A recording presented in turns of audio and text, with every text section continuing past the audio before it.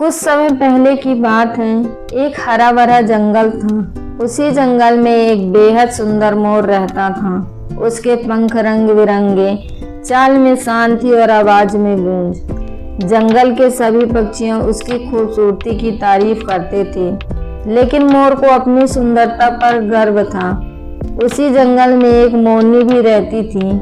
वह उतनी चमकदार नहीं थी, लेकिन उसके मन में गहराई थी, समझ थी और धैर्य था।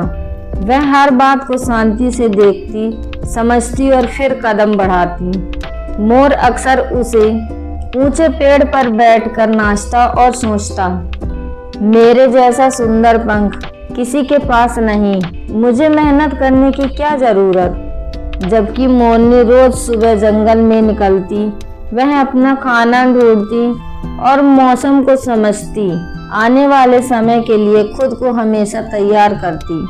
एक दिन जंगल में चर्चा होने लगी, इस साल बारिश देर से आएगी। सभी पक्षी परेशान हो गए और सोचने लगे, बिना बारिश के जंगल सूख जाएगा। सारे पक्षी ने देखा, जंगल में जो तालाब था उसका पानी कम होने लगा। तभी मोर ने कहा, बारिश आएगी, चिंता करने की क्या जरूरत। लेकिन मोरनी ने गंभीर स्वर में कहा, जो आने वाले समय की तैयारी नहीं करता, वह समय आने पर पछताता है।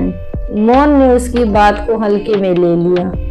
दिन बीतते गए, सूरज की गर्मी बढ़ती गई, जंगल में पानी और भोजन की कमी होने लगी। सारे पक्षियां कमजोर होने लगे। मोर के सुंदर पंख अब उसे भारी लगने लगे। उसे उड़ने में भी परेशानी होने लगी।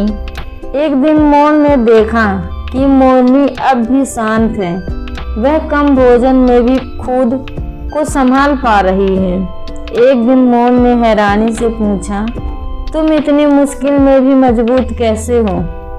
मोरनी ने कहा, मैंने अच्छे समय में तैयारी की थी। मैंने अपनी कमजोरी को स्वीकार किया और उसे अपनी ताकत बनाया।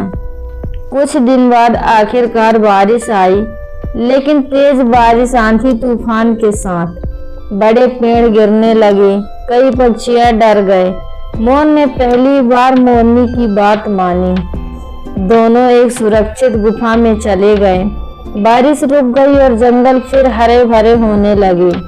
उस दिन मोर को एक गहरी सीख मिली। उसने कहा, आज मुझे समझ आया कि सुंदर से नहीं, समझदारी से जीवन चलता है। मोरनी मुस्कुराई और बोली, समझदारी, धैर्य और सही समय की पहचान से आती है। मोर खुद को बदलने लगा। वह अब सिर्फ नाचने वाला नहीं था, वो सीखने वाला बन गया।